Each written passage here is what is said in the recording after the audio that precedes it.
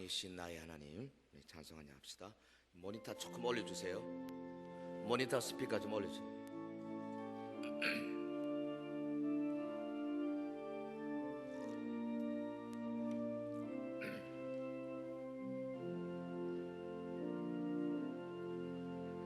왕이신 나의 하나님, 내가 주를 높이고 영원히 주의 이름을 송축하리이다.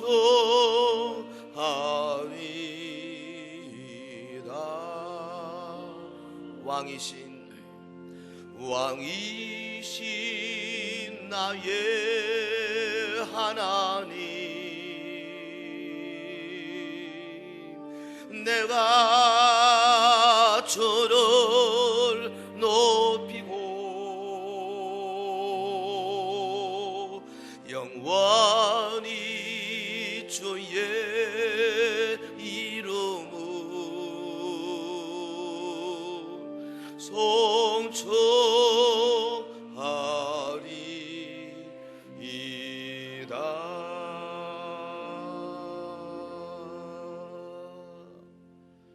이 세상에는 수많은 모임들이 있고 셀 수 없이 많은 단체들이 있습니다.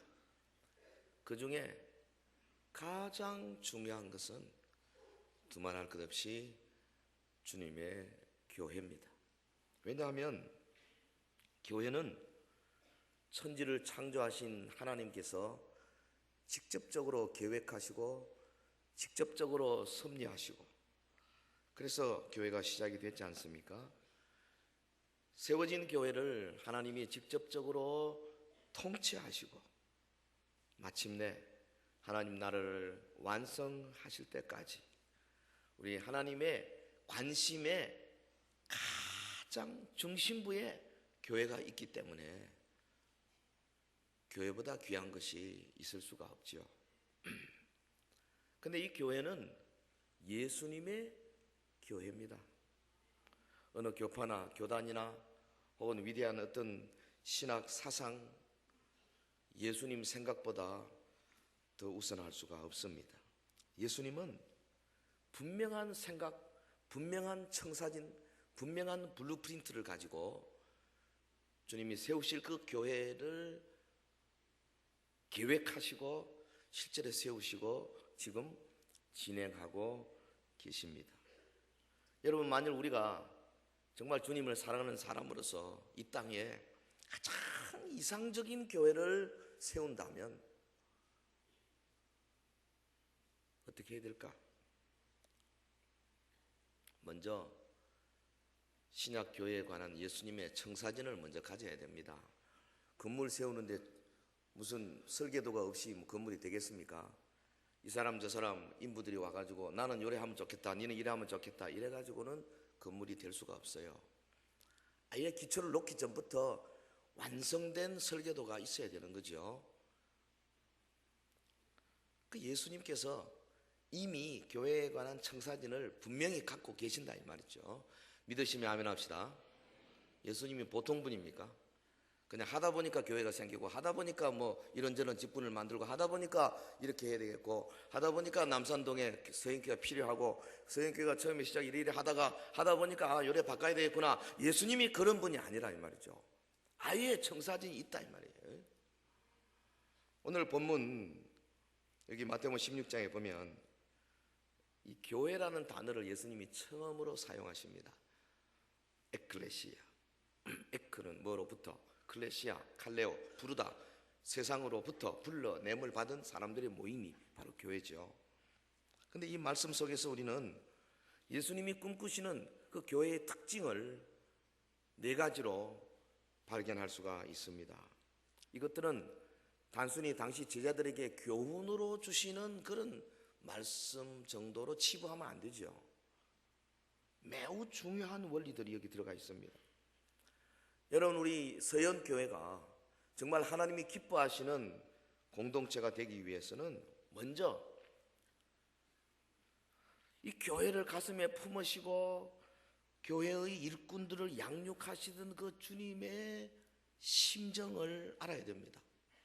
그래서 정말 주님이 원하시는 교회의 모습을 우리가 세워나가기 위해서 배전의 노력을 기울여야 할 줄로 믿습니다. 이 시대 교회들을 향해서 주시는 주님의 음성, 주님의 꿈, 그 예수님이 꿈꾸시는 현대 교회는 어떤 특징을 가져야 할 것이냐? 우리 서영교회의 미래를 바라보고 현재를 진단하고 과거를 돌아보고, 그래서 정말로 우리가 한 목숨 다해서 우리의 사랑하는 교회를 이렇게 가야 되겠다. 여러분, 제가 주님이 주시는 직분을 가지고 여러분에게 지금 제시하는 겁니다. 첫째로 주님이 꿈꾸시는 교회는 어떤 교회냐? 예수님의 모습을 보면 제자들에게 신앙 고백을 요구하셨어요. 다르게 말하면 신앙 고백이 분명한 사람들의 공동체가 바로 교회다 이거죠. 15절에 예수님이 가라사대 너희는 나를 누구라 하느냐? 16절에 베드로가 대답하죠. 주는 그리스도시요 살아계신 하나님의 아들이시니이다. 유명한 구절입니다. 한번 해볼까요? 주는, 시작. 주는 그리스도시요.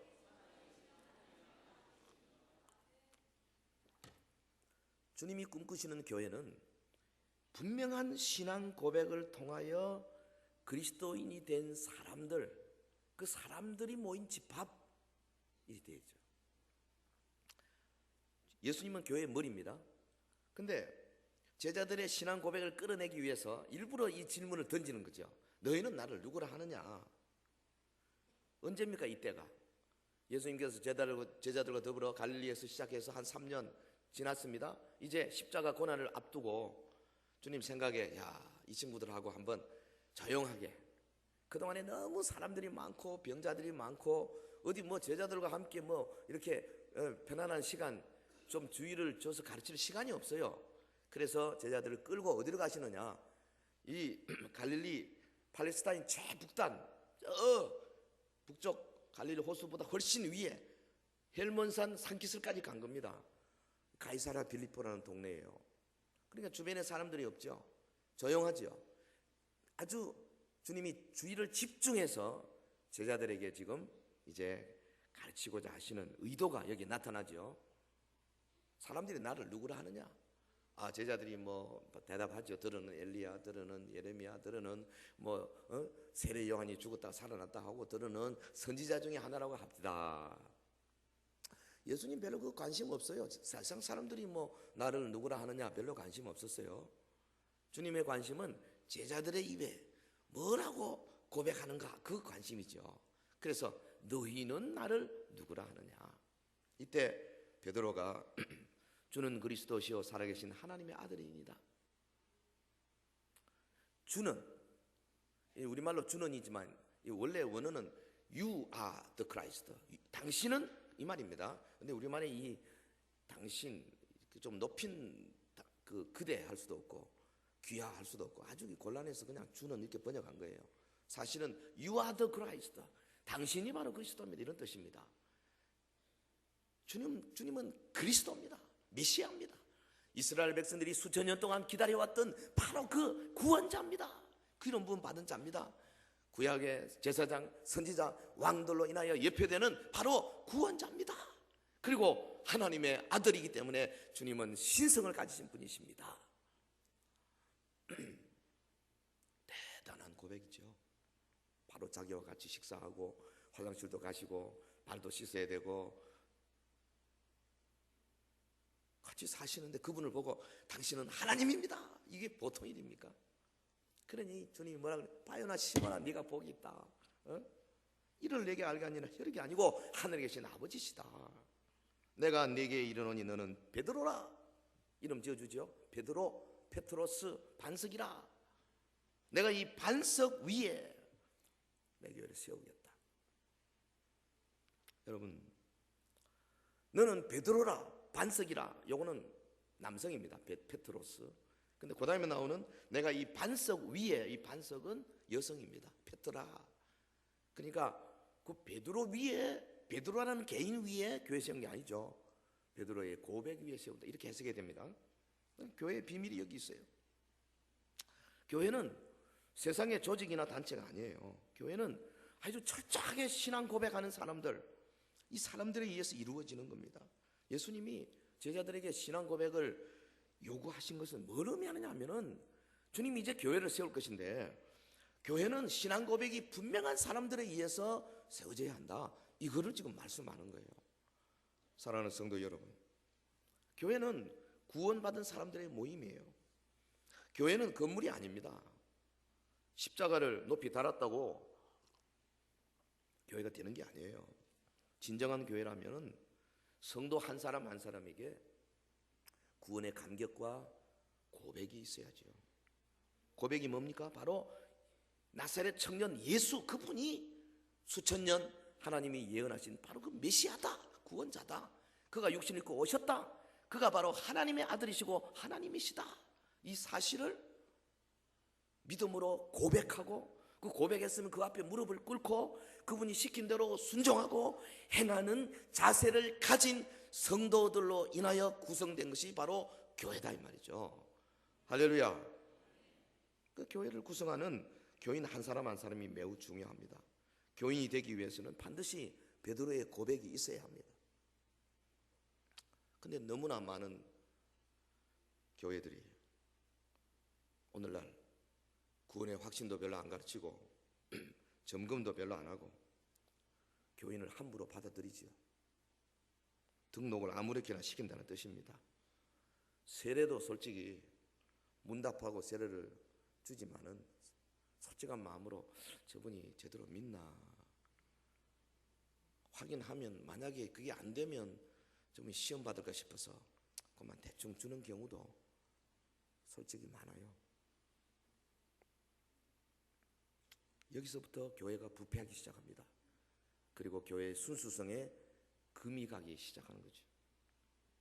제가 이 메시지를 준비하면서 참 많이 회개를 했습니다. 그리고 여러분 앞에 고백합니다. 앞으로 우리 교회는 신앙 고백이 분명한 성도들로 구성되도록 제게 준 모든 권리와 책임과 의무를 가지고 최선을 다하겠습니다. 신앙 고백이 분명해야 돼요. 예수 그리스도를 확실하게 주인으로 영접해야 되고, 그분 앞에 무릎을 꿇어야 되고, 그분의 말씀 앞에 순종해야 되는 겁니다. 할렐루야.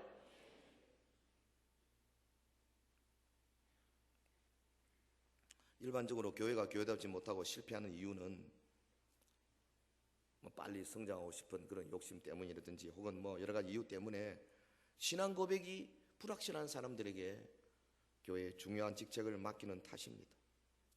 여러분, 교회에는 불신자들도 들어올 수 있고 믿음이 적은 사람이 있을 수 있습니다. 그러나 그들에게 교회의 운영을 맡기면 교회는 큰 위기를 만나게 됩니다. 왜? 우리의 원수 마귀와 귀신들이 바로 그런 사람들을 사용하기 때문에 그렇습니다. 여러분, 영적인 성숙과 리더십을 갖춘 사람들로 하여금 교회 운영에 직접 참여하게 하는 것이야말로 건강한 교회를 만드는 지름길입니다. 숫자가 중요한 거 아니에요. 비록 두세 사람이라 할지라도 확실한 신앙 고백, 확실한 삶의 자세, 순종의 자세를 가진 사람들 두세 사람만 모이면요, 거기 기적이 나타나요. 예수 이름으로 두세 사람이 모인 것에 내가 함께 하리라. 할렐루야. 주님의 임재가 있으면 주님의 능력이 나타나고, 주님의 능력이 나타나면 주의 뜻이 이루어지는 거예요. 주는 그리스도시요 살아계신 하나님의 아들이시니이다. 하나님은 예수님을 이 땅에 보내시고 교회를 세우도록 하셨는데, 예수님의 마음속에 뭐가 있느냐? 바로 이 고백을 가진 사람들로 하여금 교회를 이루게 해라. 이 교회 성장의 비결도 바로 여기에 있어요. 성도들을 신앙 고백이 분명한 사람으로 만드는 것, 신앙 고백이 분명한 성도들의 공동체, 이게 바로 예수님이 꿈꾸시는 교회의 모습이고 우리 서연교회가 지향해야 할 목표인 줄로 믿습니다. 예수님의 그 꿈이 교회에 대한 꿈이 어떤 것인가? 신앙 고백이 분명한 서연의 성도들이 함께 고백하면서 전능하사 전지를 만든 하나님을 믿습니다. 그 외아들 예수님을 믿습니다. 저가 죽으시고 부활하시고 성천하사 재림하실 것입니다. 성령을 믿고 성도들의 교통을 다 내가 믿습니다 하는데 정말로 있는 그대로 그 믿음대로 순종하는 사람들이 모인 교회, 그걸 주님이 꿈꾸신다 이 말이에요. 두 번째는 예수님께서 꿈꾸시는 교회의 모습. 본문에 보면 교회를 예수님이 내 교회라 그랬어요. 내 교회, my church, 내 교회. 다른 말로 하면 예수님이 주인이 된 교회, 예수님을 주인으로 모신 공동체, 이것이 주님이 꿈꾸시는 교회의 특징이에요. 본문 18절에 내가 이 반석 위에 내 교회를 세우리니, 사도들에게 교회를 세우실 것을 말씀해놓고 그 교회가 바로 내 교회다. 사도행전 2장에 예루살렘 교회를 이룰 때에 그 예루살렘 교회는 바로 내 교회다. 주님이 그렇게 말씀하시는 거예요. 사도 바울이 아직 사울이었을 때에 다메섹 도산으로 가는 길에 살기 등등하여 예수 믿는 사람을 잡아 죽이려 할 그때에 예수님이 나타나셔가지고 사울아 사울아 네가 왜 나를 핍박하느냐? 주여 누구십니까? 나는 내가 핍박하는 예수다. 내가 언제 당신을 핍박했습니까? 네가 핍박하는 교회가 바로 나다. 주님은 교회와 자신을 아이덴티파이, 동일시하셨어요. 내 교회다. 교회 주인은 누굽니까? 자, 제가 앞에 갈 때는 여러분 뒤에는 예수님입니다. 교회 주인은 누구십니까? 교회 설립자가 누굽니까? 교회 소유주가 누굽니까? 개척하신 분들입니까? 돈 내가지고 돈 모아서 교회당 지었으면 그 돈 낸 사람들이 교회 주인입니까? 아니다 이 말이에요. 예수님이 꿈꾸시는 교회는 교회의 구성원들이 예수님을 주인으로 섬기는 그런 공동체, 이게 주님이 꿈꾸시는 교회의 모습이에요. 오늘 현실이 어떻습니까? 오늘 현대 교회들을 보면요, 과연 예수님께서 교회의 주인 되심을 인정하고 주님의 말씀에 절대 순종하는 자세를 얼마나 가지고 있는가? 솔직히 부끄러운 일입니다만은 그렇지 못한 것이 현실 아니에요? 어떤 교회는 보면 담임 목사가 주인이에요. 그래서 뭐 교회를 뭐 자기 마음대로 뭐 신문에 보면요, 아마 이번 주도 나올 겁니다. 교회를 팔고 사고 뭐 난립니다. 돈 얼마 주고 뭐 내가 투자했으니까 내가 받아간다. 이 무슨 부동산 사고 파는 것처럼. 어떤 교회는 교인들 가운데 몇몇 유력한 사람들이 주인 행세를 합니다. 교회가 그들의 취향대로 흘러갑니다. 교회를 향해서 주님이 원하고 계시는 것이 무엇인지 별로 관계 안 합니다. 내 생각대로 한다 이 말이죠. 오늘날 많은 교회들에서는 공경연하게 교회 민주주의가 외쳐지고 있습니다. 모든 권리가 교인에게 있다고 주장하고 있습니다. 저는요, 그 민주주의라는 단어가요, 사실 기분 나쁜 단어라고 생각해요. 우리가 지금 민주주의에 찌들어가지고 민주주의 굉장히 좋은 걸로 생각하지만은요, 원래 민주주의가 어디서 출발했냐면 헬라 철학에서 출발한 거예요. 헬라 아테네에서. 근데 그 당시에 하나님은 예루살렘에서부터 하나님 중심의 귀한 사상을 키우시는데 마귀는 바로 그와 적대시하기 위해서 하나님 없는 사상, 다시 말하면 백성이 주인이다. 예루살렘에서는 하나님이 주인이다. 어느 게 맞아요? 오늘날 우리 모든 현대의 문화, 철학, 사상, 교육, 경제 뭐 다 이 민주주의적인 사고방식, 헬라 철학이 지배하고 있기 때문에 우리가 그 안에서 점령되어 있기 때문에 못 느껴서 그렇죠. 여러분, 백성 민자, 주가 누굽니까? 주인 아닙니까? 백성이 주인이라는 사상 자체는 교회에서는 있으면 안 되는 거예요. 왜 그러냐? 교회 주인은 예수님이에요. 믿습니까? 제가 개인의 사상을 말하는 것이 아닙니다. 여기에 대한 얼마든지 이렇게 많은 신학자들의 책들과 주장들, 성경의 주석들이 다 있어요. 시간이 없으니까 그 정도 하고 마는데요. 교인이 주인이라는 거 말도 안 되는 거예요. 또 많은 경우에 주님의 뜻보다는 다수의 뜻을 따라서 이루어져요. 여러분 그 안디옥 교회 보세요. 누구를 선교사로 보낼 것이냐, 저들이 금식하고 모여서 기도하고 투표하지 않았습니다. 기도하고 성령의 인도받아서 성령께서 그들에게 나타나시고 바울과 바나바를 보내라, 그래서 보내는 거예요. 먼저 하나님의 말씀을 연구하고 하나님의 뜻을 찾기 위해서 몸부림쳐야 됩니다. 그리고 하나님 앞에 겸손하게 기도하고 금식하고 주님의 인도를 구해서 중요한 일들을 결정해야 되는데요, 현대 교회들이 사실 그렇지 못하죠. 그러니까 이런 것들은 교회 본질의 모습에서 다 벗어난 겁니다. 여러분, 주님이 교회의 설립자고 주님이 교회의 주인이라는 것이 교회 명명백백한 하나님의 말씀인데, 잘못하면 교회의 여러 활동이나 중요한 결정하는데 주님을 소외시키고 주님의 주권을 침해하는 경우가 얼마나 자주 있느냐고요. 진정한 교회의 모습은 교회의 주인을 예수님으로 확실하게 모시고 사소한 것까지도 전부 주님 시킨 대로 하겠습니다 하는 자세에 있을 때 비로소 이것이 가능하다. 여러분, 제가 이거 말하는 거요, 예사로 듣지 마세요. 여러분, 구역도 마찬가지예요. 구역장 세워서 하나님의 뜻대로 하기 위해서 하는데 먼저 사람 다수로 움직이지 마세요. 전도회도 마찬가지고 모든 것이 다 그렇습니다. 쉬운 일은 아니죠.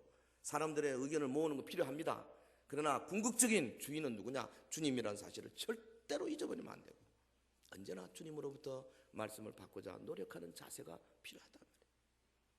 교회의 주인은 예수님이어야 합니다. 교회를 세우신 주체가 예수님이고 교회의 소유도 예수님입니다. 오직 예수님만이 높임을 받아야 돼요. 그래서 새가족들이 우리 교회 오면은 막 여기저기서 예수님을 높이는 모습들이 막 보여져야 됩니다. 할렐루야. 먼저 믿는 성도들의 입에서 예수님을 찬양하고 높이고 주님의 뜻대로 하자, 순종하자, 이런 분위기들이 막 왕성하게 일어날 때 그 교회가 주님이 원하시는 교회가 된다 이 말이죠. 우리 교회가 과연 예수님을 주인으로 모시고 있는 교회인가? 우리 각자가 냉정하게 자신을 돌아보고 나 한 사람 때문에 혹시 잘못되는 것이 아닌가 살펴보는 해안이 있어야 되겠습니다. 여러분, 목회자는 주님의 종으로, 그분의 일꾼으로, 그 집에 문지기로 들어온 사람일 뿐입니다. 목회자는 잠시 목회 기간이 있다가 떠나갑니다. 그러나 그 기간 동안에 목회자의 마음속에는 오직 예수님의 뜻을 밝혀내고 양들에게 이 예수님의 뜻을 전하고 그리고 주님의 뜻대로 온 교회를 끌고 가고 수행하고자 하는 열망만이 있어야 합니다. 다른 거 있으면 안 돼요. 이를 위해서 주님 앞에 끊임없이 말씀을 연구하고 그 받은 말씀을 가지고 무릎 꿇고 기도하고 교회를 향한 주님의 뜻을 찾아내고 그 뜻을 찾았거든 목에 칼이 들어와도 가감없이 이것을 외치고 선포하고 수행하고 밀고 나가야 되는 것이 바로 참 목자다 이 말이지. 사꾼은 그렇지는 못해요. 여러분, 성도 여러분은 주님의 교회에 부름받은 일꾼들입니다. 일꾼들은 주님으로부터 받은 은사를 가지고 주인의 뜻에 따라서 일할 뿐이에요. 그래서 부름받은 자들은 주님의 교회를 어떻게 하면은 주님의 뜻대로 잘 섬길 수 있을지 끊임없이 생각하고 노력해야 되는 거예요. 주님, 우리 서영교회를 향해서 내 교회다, 대구 서영교회는 내 교회다, 주님이 내 교회라 그러는데요, 여러분 얼마나 멋져요. 우리 교회는 내 교회다. 그런데 이게 이 주님의 이 모습이 말이죠, 부각이 되어야 돼요. 그래서 새로운 성도들이 보면 혹은 뭐 혹시 이제 다른 데서 뭐 이사를 온다든지 이렇게 오지 않습니까? 예수 믿는 믿음의 경력이 있는 분들이 딱 보면 먼저 보면 금방 알거든요. 한 주만 보면 알아요. 야, 이 교회는 예수님을 막 높이는 교회구나. 주님이 꿈꾸는 교회죠. 그런 교회.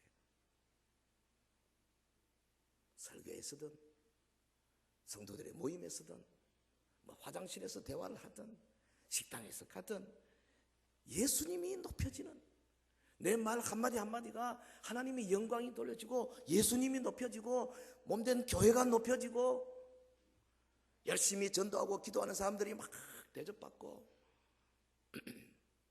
이렇게 돼야죠. 내 교회, 우리의 사랑하는 주님께서 이 교회를 향해서 내 교회다 하시는 거 여러분 절대 잊으면 안 됩니다.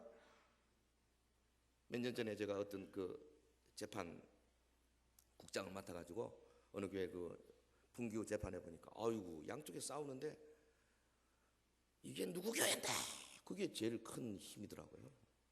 그 내가 막 야, 이 사람들 진짜 교회 잘못 배웠구나. 누구 교회는 주님의 교회인데. 우리 서영교회는요 이게 주님의 교회다 하는 사상이 우리 온 성도들 저 이화부 영화부부터 시작해서 우리 연세 많은 분들까지 꽉 차서 오직 주님이 우리 교회를 통해서 영광 받으시기를 예수 이름으로 축원합니다. 주님이 꿈꾸시는 교회 어떤 특징이 있느냐? 신앙 고백이 분명한 성도들, 그리고 주님이 주인 되는 교회. 세 번째로는 음부의 권세가 이기지 못하는 교회를 세우리라 주님 말씀하셨죠. 다른 말로 하면 음부의 권세를 이기는 공동체입니다. 보면 18절에 내가 이 반석 위에 내 교회를 세우리니 음부의 권세가 이기지 못하리라. 예수님 말씀이 계속되죠. 예수님을 주인으로 모신 교회는 예수님의 능력으로 무장하고 있기 때문에 음부의 권세가 어쩌지 못한다는 겁니다. 여러분 세상의 조직이나 세상의 힘이나 세상의 그 어떤 것도 교회에 못 이겨요. 겉으로 당분간 뭐 이긴처럼 보이지만 사실은 그게 아니에요. 우리 예수님의 이 단호한 모습 보십시오. 내가 이 신앙 고백 위에 내 교회를 세우리니 음부의 권세가 이기지 못한다. 명확하게 말씀하셨어요. 근데 이게 내 교회를 세우고 있던 예수님이 갑자기 왜 음부라는 단어를 쓰시고 음부의 권세라고 이렇게 좀 안 어울리는 이 사상을 연결시키고 있습니까? 그것은 교회가 안전한 산 위에 있는 것이 아니라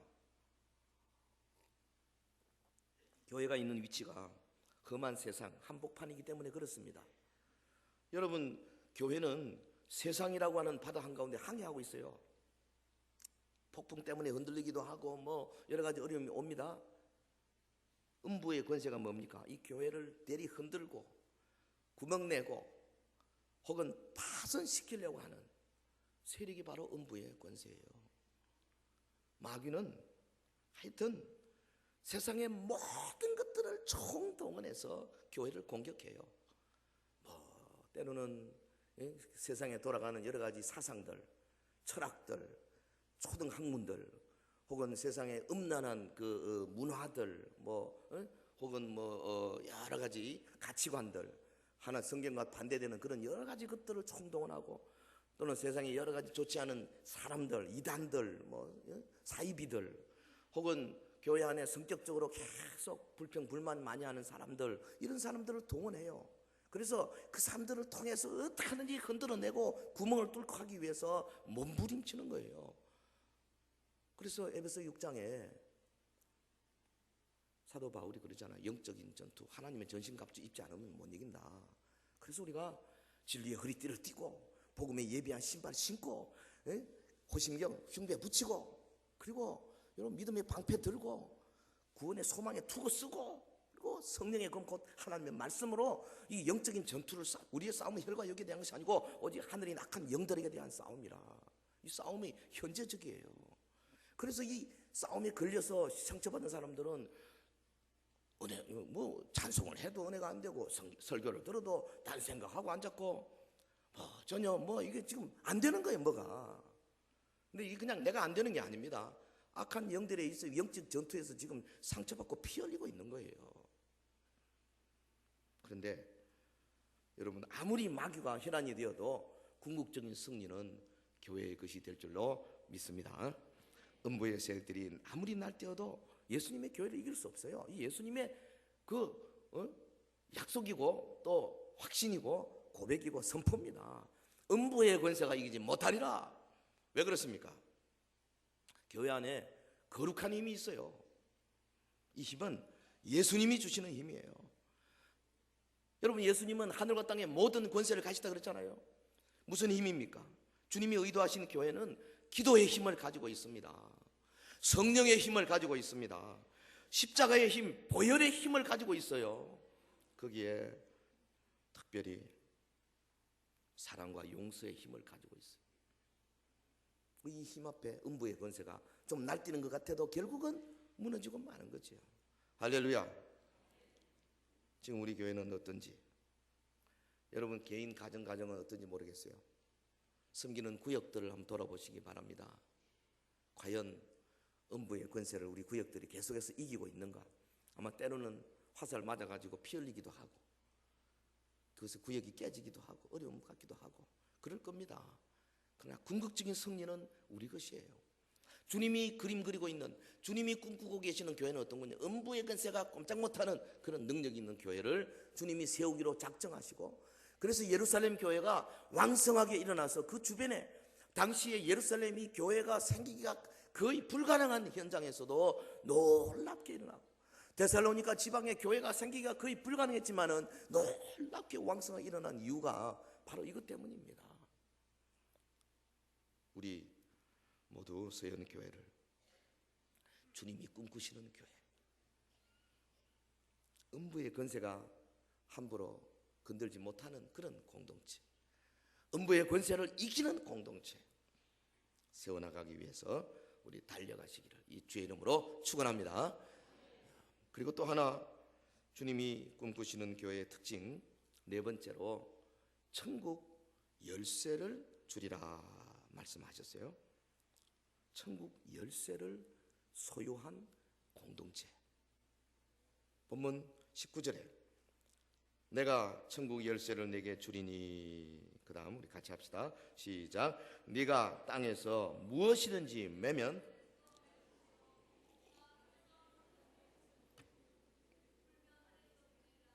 내가 땅에서 무엇이든지 풀면 하늘에서도 풀리리라. 베드로에게 주님은 천국 열쇠를 주리라 그렇게 말씀하셨어요. 이 19절은 좀 어려운 구절입니다. 그래서 이것은 상당히 깊은 묵상과 또 원어의 깊은 지식, 해박한 주석들의 그 도움이 필요한 구절 중에 하나입니다. 쉽게 말하면 여기 천국이라는 말, 우리말로 번역이 천국이지만 원래 원어는 하늘나라, 바실레이아 투 우라노스, 하늘나라입니다. 하늘의 나라. 이 하늘이라는 단어는 사실은 이 유페미즘입니다. 좀 부드럽게 표현한 거예요. 뭐를 말하면 하늘은 여기 하나님을 의미합니다. 그래서 마태복음에는 하늘나라 했지만 마가복음, 누가복음 이건 다 하나님 나라로 똑같이 이야기를 했어요. 그래서 내가 하나님 나라 열쇠를 내게 주겠다 그 말입니다. 근데 이 하나님의 나라는 18절에 나오는 교회를 가리키는 단어예요. 그리고 이 열쇠는 뭐냐 하면 이 교회, 그리스도의 교회를 열고 닫을 수 있는 권한을 가리킵니다. 그러니까 본문에서 예수님이 베드로에게 천국의 열쇠를 맡기신다는 것은 이 열쇠를 맡아서 이것을 사용하는 권한까지 주신 거지요. 자, 이렇게 해석이 됩니다. 근데 이 표현은 구약시대 청지기 개념에 반영된 비유라고 볼 수 있어요. 하나님 나라 열쇠를 맡은 자는 그가 허락받은 권한 아래서 교회의 문을 닫을 수도 있고 열 수도 있습니다. 물론 청지기는 주인의 뜻에 따라 해야 되죠. 자기 마음대로 열고 닫고 하면 안 되죠. 주인이 시킨 대로 해야 되는 거죠. 근데 그렇다고 해서 우리가 이 열쇠를 받은 자의 역할을 절대로 과소평가할 수는 없습니다. 역사적으로 보더라도 초대교회는 이 사도들의 그 복음 전파에 의해서 발전됐어요. 그래서 능력 있는 말씀이 전파되는 곳에는 교회가 막 일어나고, 말씀이 전파 안 되는 곳에는 교회가 없어요. 그건 지금도 마찬가지죠. 여러분, 누가 가서 전도하고 막 하나님의 나라 복음을 외치기 전에 거기 뭐 교회가 생기고 믿는 사람이 생기는 거 봤어요? 우리나라 반만년 역사에 저절로 예수 믿는 사람이 어디 있습니까? 선교사들이 들어와서 언더우드 목사님, 그레함리 목사님, 하디 선교사님 이런 분들이 와서 목숨을 걸고 복음을 전할 때에 하나님 나라가 이루어지고 거기 천국 문이 열린다 이 말이죠. 복음을 안 전하면 닫힌 거예요. 그 말이죠. 그러니까 이거는 뭐냐 하면은 자칫 해석하면 로마 가톨릭이 해석한 것처럼 될 수 있어요. 로마 가톨릭이 뭐라고 해석합니까? 본문을 사도 베드로가 통치권을 부여받은 구절이다. 그런데 베드로는 일대 교황이다. 그리고 지금 교황은 베드로의 후계자다. 그러므로 이 본문은 오늘 로마 교황이 교회 문을 열고 닫고 하는 권세가 있다는 것을 의미한다. 이렇게 근거 구절로 삼지 않습니까? 억측이죠. 왜 그렇습니까? 예수님이 이 말씀하신 다음에 절대 내가 메시아는 거 발설하지 말라 경계를 베드로에게만 한 거 아닙니다. 제자들 모두에게 했어요. 그리고 18장 18절에 보면 제자들 모두에게 이와 동일한 능력이 있음을 말씀하셨어요. 열고 닫는 능력 베드로에게만 있는 게 아닙니다. 다 있어요. 제자들에게. 그러니까 이게 뭔 말이냐 하면은 베드로를 사도들의 대표로 세워놓고 내가 네게 준다. 다시 말하면 복음을 전하는 사도직에 대한 강조입니다.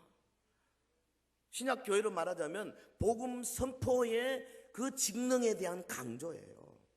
하나님의 말씀이 선포되어야 문이 열리는 겁니다. 선포 안 되면 닫히는 거예요. 말씀 선포자가 그래서 중요한 것입니다. 근데 이 본절에 메고 푸는 권한이 뭘 말합니까? 푼다는 것은 천국 문을 열어주는 것이고요. 또 복음 전파하는 거 의미하죠. 맨다는 것은 천국 문을 닫아버리는 것인데 이것은 복음을 전파하지 않는 것을 의미합니다. 그리고 메고 푸는 것은 어떤 이들에게는 천국 문을 열어주지만 또 다른 이에게는 문을 닫아버리게 될 것이라는 의미도 포함하고 있어요. 그러니까 주의 말씀의 선포로 많은 이들이 주께로 돌아오기도 하지만은 말씀 선포 의무를 등한히 함으로써 주의 말씀을 받을 기회조차 갖지 못하게 되는 경우가 많은 거지요.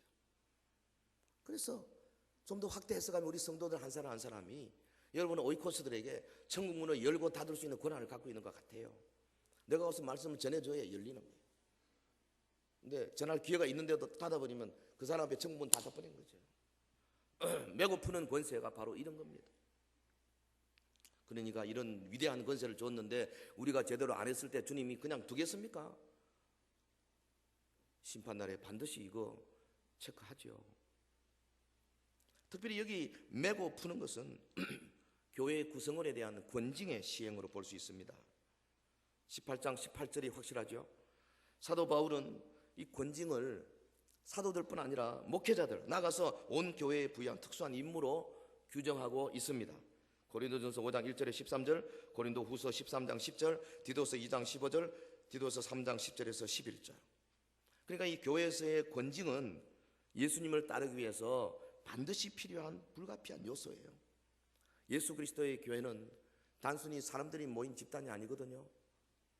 철저한 신앙 고백에 의하여서 신앙 고백이 입각해서 모인 성도들의 집합체 아닙니까? 그렇기 때문에 교회는 진리 전파 동시에 바른 권징이 함께 수행이 돼야 되죠.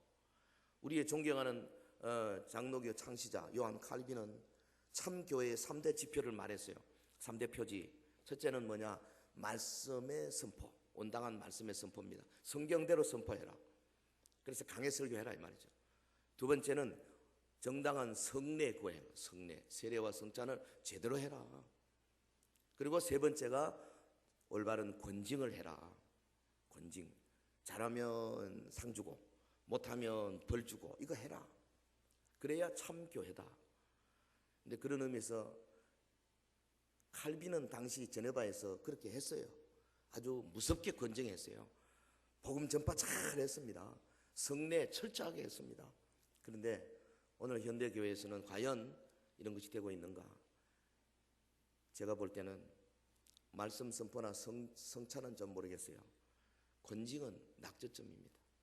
거의 못하고 있습니다. 왜?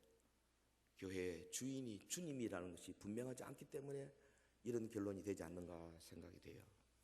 사랑하는 성도 여러분, 우리 모두는 주님의 몸인 서연교회의 지체들입니다. 예수님이 56년 전에 이곳에 우리 교회를 기초 놓으실 때 주님은 우리 서영교회를 위한 분명한 블루프린트, 청사진을 가지고 계셨다고 저는 생각해요. 우리가 해야 할 일이 뭐냐? 우리의 비전이 뭐냐? 우리 사명이 뭐냐? 우리가 여기저기 가서 세미나하고 뭐 배워와가지고 그런 것도 중요하지만은 그보다 더 중요한 것은 과연 예수님께서 우리 서영교회를 위해서 처음에 기초를 넣었을 때 1953년 기초를 넣을 때 어떤 목표를 가지고 10년 후, 20년, 50년 후, 100년 후에 교회는 어디에 된다라고 주님이 그려놓은 그 청사진을 우리가 찾아야 된다고 봅니다. 그 설계도를 우리가 찾아야 돼요. 그리고 그것을 목사나 장로님들 몇 분이 그저 아는 정도가 아니고 우리 온 교회 성도들이 다 알고 그것을 교인들의 공유해야 됩니다. 모두가 다 우리 교회는 그래 가야 된다. 여기 첫 번째. 그리고 그 다음에 이제 그 청사진에 따라서 그 설계도에 따라서 현재가 지금 56년 왔는데 현재 우리 교회가 그 원본에 비해서 어느 게 뭐 좀 이렇게 지수가 안 맞다든지 뭐 재료가 잘못되었다든지 뭐 비틀어졌다든지 수평이 안 됐다든지 혹은 무슨 여러 가지 공기 조화가 잘 안 된다든지 이런 것들 어디가 잘못되었는지 그 다음에 혹은 부족한 게 뭔지 수정하고 보충하고 저는 그것이 바로 우리의 궁극적인 비전이고 궁극적인 사명이라고 생각해요. 우리 사람들이 만들어내는 거는 그거 다 헛겁니다. 주님의 뜻이 어디 있느냐. 그런데요, 그러면 그 설계도의 원본을 어디서 찾아야 됩니까? 두말할 것 없이 성경에서 찾아야 되죠. 성경에 이미 주님이 주놨어요. 여러분 오늘 이 본문 마태복음 16장 이 부분이 매우 중요한 단서가 됩니다. 이 외에도 여러 군데 있지만은 이 본문은 예수님이 직접 하신 말씀이에요.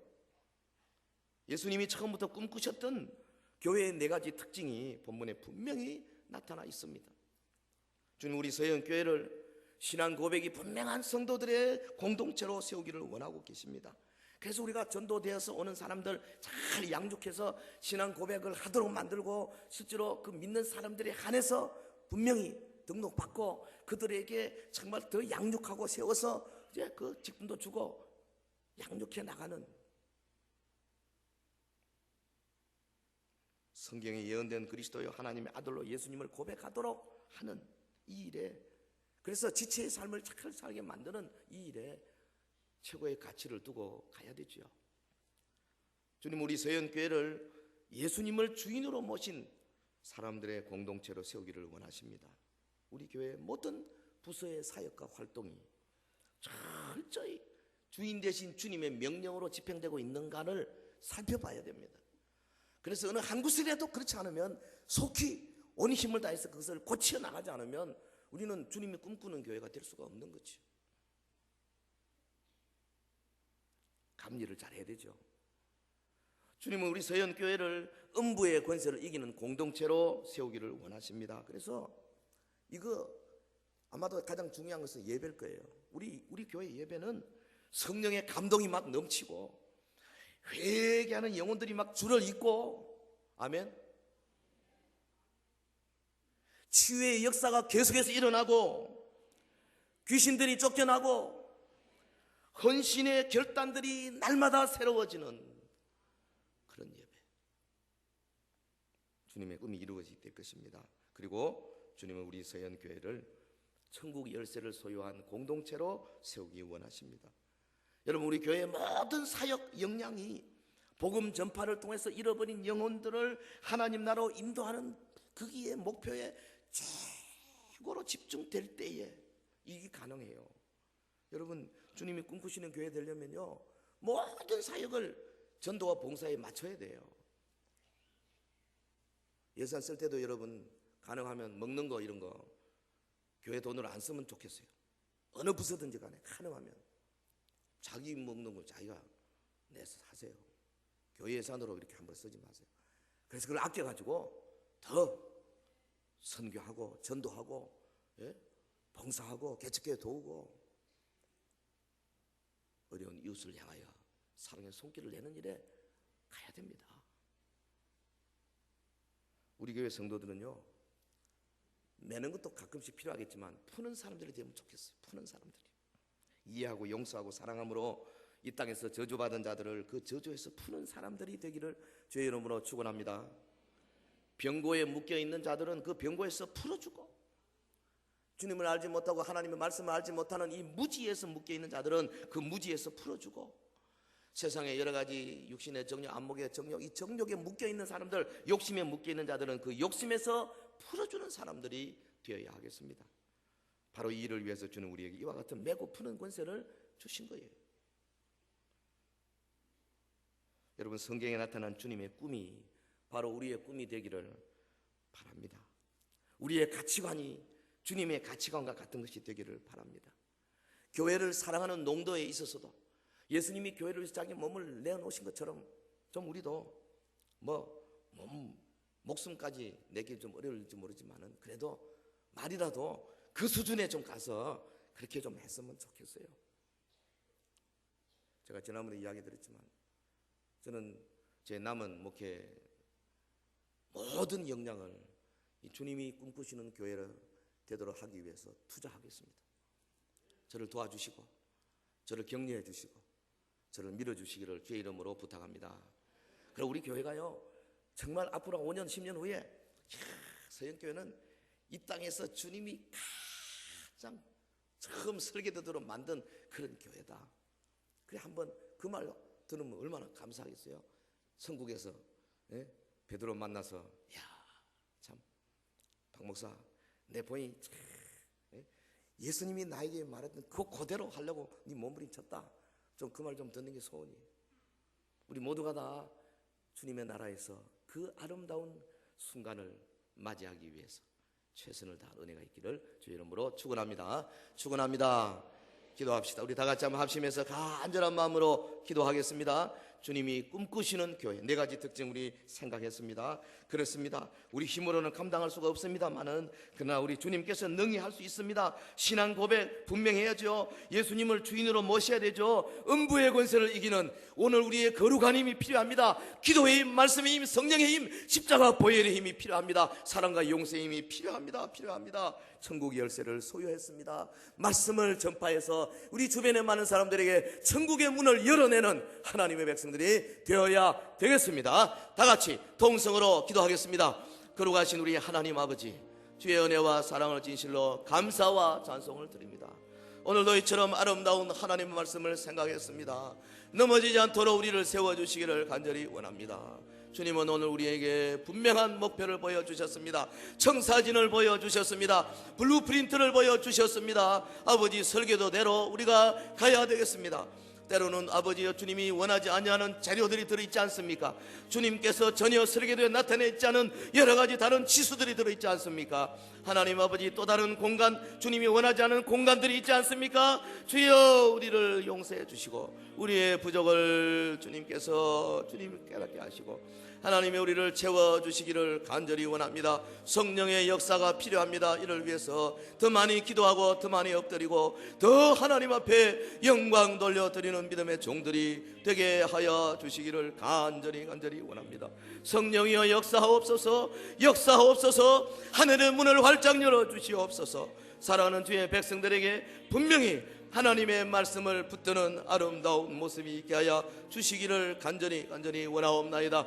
아버지여, 내 교회라고 말씀하신 우리 주님, 서현교회는 주님의 교회입니다. 주님이 설립자요, 주님이 기초자요, 주님이 통치자요, 주님이 인도하시는 아름다운 주의 몸된 교회임을 깨닫고 우리 사랑하는 모든 주의 성도들이 이를 위하여 부름받은 줄로 믿사오니 하나님이여 성령으로 역사하여 주시기를 간절히 원하옵나이다. 할렐루야. 믿습니다. 오늘도 우리 주님께서 아름다운 말씀을 우리에게 주셨습니다. 이 말씀이 뿌리져 싸움에 저들의 심령 속에 옥토가 되어서 30배 60배 100배의 많은 결실이 맺혀지게 도와주시옵소서. 주님이 꿈꾸시는 교회, 바로 우리 서현교회 앞날 미래의 청사진을 아버지, 저희들이 더 구체적으로 그려가는 지혜로운 자들이 되게 하여 주시옵소서. 할렐루야.